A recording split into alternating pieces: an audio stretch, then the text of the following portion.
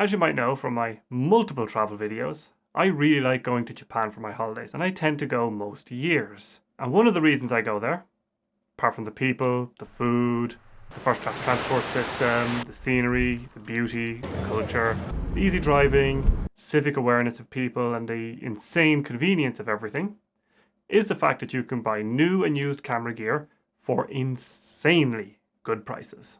But you can be had or not save as much as you could have if you don't know how to buy used gear and how sales work there. And you could end up paying more than you really wanted to, or should.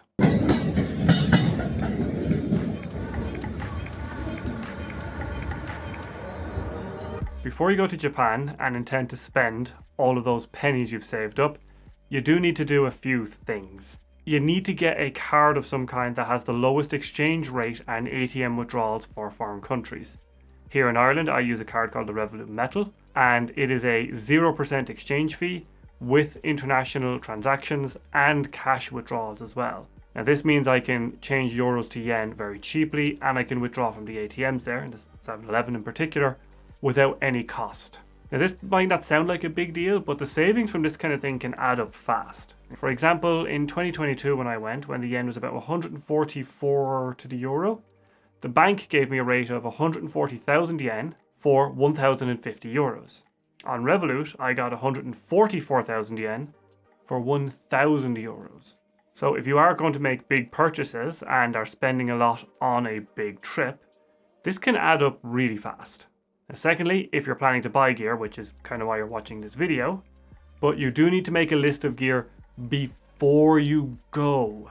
The gear selection over there is vast, and it is very easy to get sidetracked and buy kind of random stuff. So make sure to have a pre-prepared list of gear that you want to acquire before you go. And lastly, you need to plan the trip with a full day for camera shopping, ideally, and to make sure that this is not the last day of your trip. You want the following day in the same area to test the gear. And the reason for this is if you get warranty in the shops. We'll talk a little bit about that later because it doesn't always apply. But you do need to be able to test the gear before you disappear off home. Now the reason a lot of gear is very cheap in Japan is because you have tax-free while shopping as a visitor. But make sure to read up on the rules on this before you go. I think the rules are changing in November 2026, so you do need to be careful. Currently it is when you buy something at the till, you don't get charged the tax at the till. I think they're changing it to a new system where you pay the tax at the till and then get a refund later. I don't know how any of this is going to work, but make sure to read up on the rules and how it applies and all that jazz. Fourthly, you also need to make sure to read up on things about local camera models. Some brands can actually be locked to Japanese only, and they need a service before you leave the country in order to get the English menus, or they have international models that you have to buy instead of the local model. This is dependent on the brand. You do need to do your research. However, anytime I've ran into this problem, the staff in the shop always warned me about these things and helped me get around them or, do things properly. So make sure to know about that.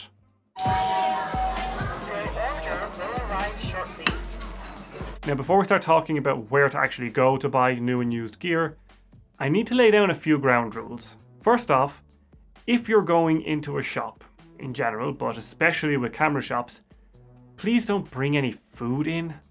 I have actually seen a lot of obvious tourists bringing in like coffees and food from the convenience stores and then handling the cameras that are on display. Like, please just don't, have a bit of cop on, you nasty buggers. Secondly, please be polite, but don't be afraid to ask for help, but be polite about it. I would also make sure to learn some Japanese phrases, a nice sumimasen or konnichiwa, konbanwa in the evenings, or an arigato gozaimasu makes a huge difference. Not just in shops, but in general for your whole trip. And third, make sure to know what you want before asking for help. Don't go into the shops just looking for a film camera. You need to know what models you want and in what condition is acceptable for you to buy them in. So a lot of times I'm actually perfectly happy to accept a slightly cosmetically damaged model as long as it's perfectly functional. Some people don't like that. Some people will buy really cheap stuff that's kind of half broken and don't care. But you need to know that before you go into the shop. Fourthly, for the most part, secondhand goods in Japan are buyer beware. Now, once you buy it, that's it. A lot of places will not refund items even if it's broken. It's up to you to check the gear before you leave. Now, a lot of shops will have like sections of checked gear and junk gear, and on the checked gear, they will give you a warranty on this, but as far as I know, this is not required and it's done shop by shop. I would just say be prepared to not have warranty if you're buying used gear. And fifth, as a visitor on a visitor visa, you get tax-free shopping on cameras and all kinds of other stuff. But all tax-free goods must leave the country. You can be asked about them when leaving. Now, I've never personally been asked, but it can happen. So you need to make sure to keep all your receipts and paperwork from the different purchases that you've made. And ideally, you have the cameras with you in your carry-on when you're leaving. Now, that means if I buy too much gear for my carry-on, which has happened, I will put some of my personal gear that I brought with me to Japan into my checked bag and then make sure to have all of the new gear in my carry-on just in case. And lastly, please don't film in the shops. Now, for me personally, I got permission for all the footage I have in this video, and a lot of it is actually from 2022, before places stopped allowing people filming due to jackasses being jackasses.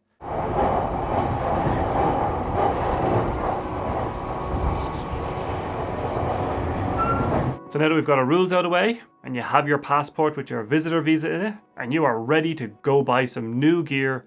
And by the way, you absolutely need your passport and visa to do the tax-free shopping. You can't get around that. So have your passport with you at all times.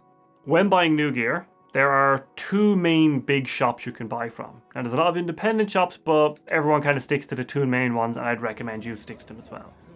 And they are Yodobashi and Bic Camera. Now, my favorite one personally is actually Bic Camera. I've actually found them in the past to have better prices, and they tend to have more stock of sought after items. Yodobashi tends to sell out of items, particularly as a lot of foreigners will buy there. So that's why I'm sticking to Bic Camera. Another reason I like Bic Camera is that it often has an offer for an extra 7% off on top of the tax-free discounts with a certain coupon. Now, this has saved me a lot of money on my Z8 and ZR purchases, and you can just Google for it and you will find it, and they scan the barcode and the coupon off your phone and you'll get that extra 7% off. As for which location to go to, any Bic Camera is fine, they're all basically the same. But my favourite one personally is the Bic Camera in the Odaku department store on the west side of Shinjuku Station. Now, this is the only one that had a Z8 in stock when I was there in 2023. So, I have found my prize. A Z8. And I've actually bought my ZR there and my Z30 there a few years ago. Now, to put the savings in perspective, I bought a brand new Z8 with the 24-120 f4 for €4,000 all in just after release. And when I bought the Nikon ZR, 2 days after it was released, mind you, I got it for €1,500. Brand new. So the savings are real. Now again, I've mentioned this earlier, but when you're buying new gear in Japan, some brands will have international models and Japanese only models. I believe Sony does this, so you do need to do some research. Now, when I bought the ZR, I found out that Nikon has started doing something similar, where it's locked to Japanese only, and you have to bring the body to the Nikon Plaza Service Center, which just happens to be the next building to the Odaku department store in Shinjuku. So to get to the service center, you go into this nondescript building up to the 28th floor, and here I had to pay about €36 to get the firmware change, which I was more than happy to pay. Actually, that reminds me, the next time I'm in Japan in a few weeks for the cherry blossoms, yeah, I'm going back there, sue me, I need to leave the ZR in for a few days to that service center to get the little yellow battery clip replaced. Also, you can just visit the Nikon Plaza if you want, and you can play with some of the new super expensive gear that you'll never be able to afford. Now, one other thing they do when you're buying a camera in Japan is that they will actually open the box at the till for you, take out a few bits of documentation and stamp forms with the shop's marks. Now, this is very important. You must not lose these forms and papers. If you lose them, Nikon will not service the camera if it breaks, as far as I'm aware, because that means it's classified as a grey market camera. You have to be able to show that you bought the Japanese model legitimately like this.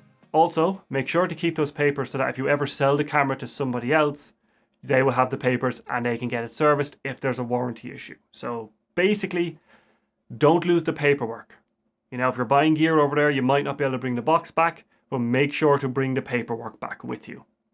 Now, when it comes to other camera brands, I honestly don't know if they do this, but I do know Sony has international models as well, so something to look out for. Now, if I'm traveling Japan with a film camera and I need to buy more film, I will actually just go to a Yodobashi and buy my film there if I'm running out. It tends to be an okay price, but I do tend to get film cheaper in the EU. But I have to say, it's kind of wild to just see 8x10 large format slide film just for sale there. If you're looking for camera accessories like cages, arca plates, small rig stuff, etc., I tend to go to the camera building in Yodobashi Shinjuku. This is where I've found there's a really good selection of filters, lens adapters, bags, all kinds of good stuff. And actually, I bought my Peli case from this store when I needed it to hold all of the gear from my 2022 trip.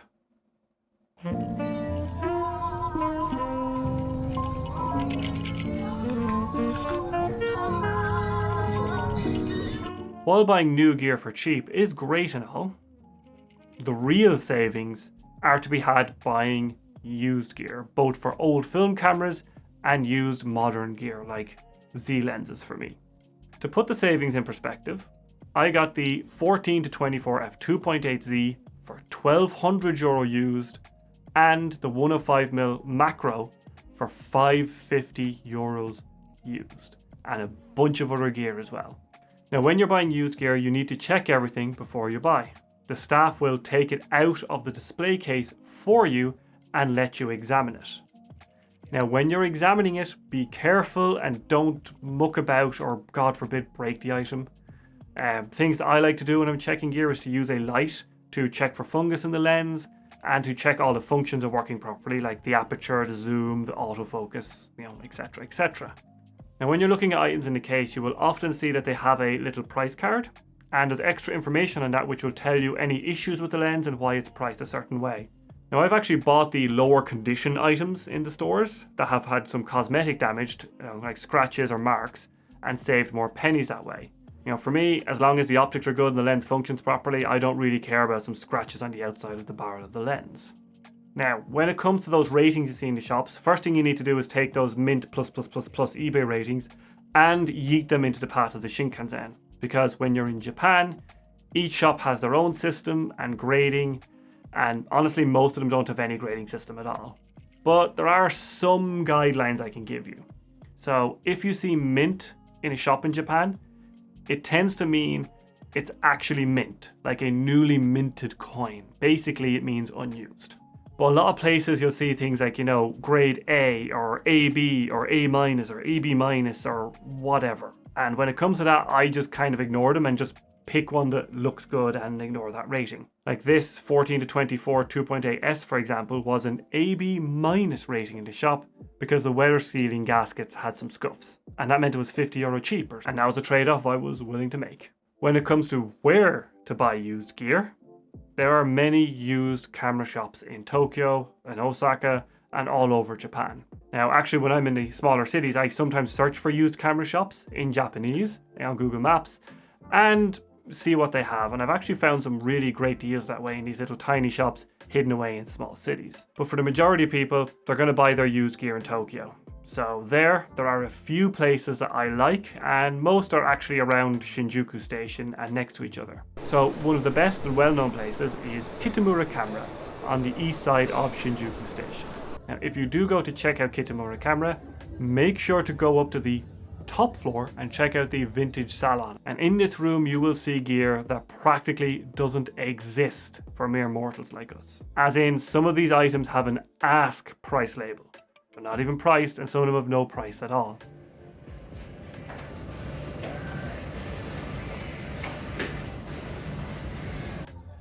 Now, once we get down to the normal sections where mere mortals like us can shop, the gear in the rest of Kitamura Camera has always been great for me. I got my PCE 24mm here, and a few other lenses as well. I have noticed that they tend to have kind of more rarer stuff or more uncommon lenses in Kitamura Camera, and it's very easy to find them because everything's organized by brand. 6th floor cereal, what the fuck? Also, they have a junk camera section, which can be great for finding spare parts and riskier purchases if you want to take the gamble on it. As for tax-free purchases, they do support that here, but they do now have limits on how much gear you can buy, so make sure you don't go too overboard. Other items I've picked up here were my Nikon F, as this was the only place in the city where I could find the exact version of the Nikon F I wanted, with the titanium shutter curtains and the old style logo on the top plate. Now, next up we have Map Camera, which is an okay store. I find the prices can be a little bit higher than the other stores, but the quality is great as far as I have heard or experienced. Now, down in the basement here, they have the Leica and Hasselblad stuff. So make sure to pack a few spare kidneys. Also, I've noticed that Map Camera tends to have a little bit more modern gear for sale, so you can find things like used Z lenses here much easier. And in fact, my 105Z macro that I use for scanning was bought in this Map Camera. Another shop I've used a few times is a 5-star camera, where I actually got my 200mm Bronica ETR lens, but I found their stock to be quite limited, but it might be worth popping in. Another shop where I've bought stuff from is the Shinjuku Used Camera Market, which is this tiny little shop packed to the rafters with cameras and gear, and is cash only as far as I'm aware. So this place doesn't do any tax-free shopping, but sometimes that doesn't matter because the gear in here can be quite cheap. Now, these smaller pack styles that are full to the brim like this tend to be more middle ground in terms of quality, but you can find some absolute insane gems in here if you look, but you do need to check everything before you buy anything. These kind of places are buyer beware. And lastly, in a very similar style shop, nearby in a basement, we have the tiny jammed place of Camera Box. Now, I tend to visit all of these stores in Shinjuku because they're right next to each other and they tend to have the gear I need. But there are many more stores scattered all over Tokyo. You know, other ones that I've bought gear from and like are GT Camera in Ebitsu, where I got my F5, and Nissin Camera in Akihabara, where I bought my F2. And there are just so many more around the city if you hunt for them.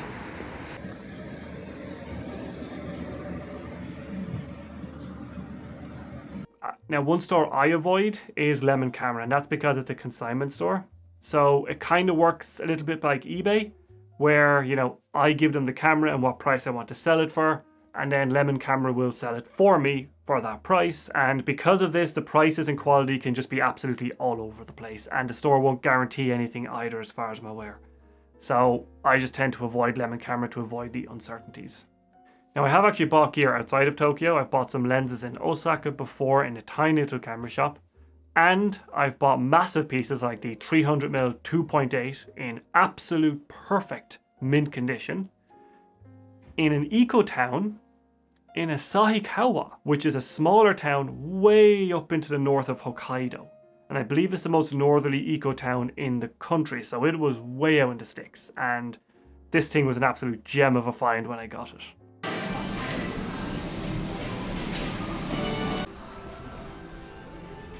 Well, this ended up being an expensive fucking trip. Oh, Lord help me. Right. So it is worth, if you have a little extra time in some of these faraway places, to keep an eye out and you might find some gems. Here. Silence TV. There you go. Okay, final night, and kind of regretting buying this gigantic goddamn lens in case.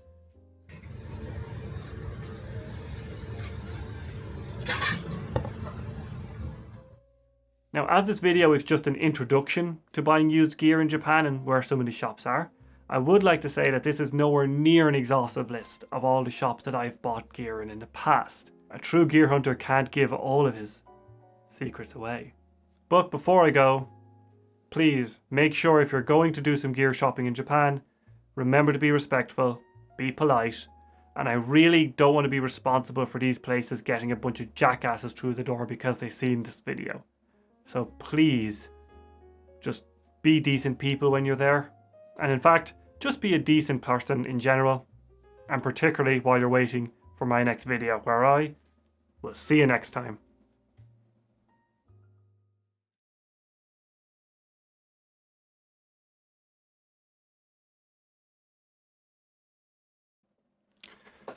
Make sure the microphone is actually not in shot this time.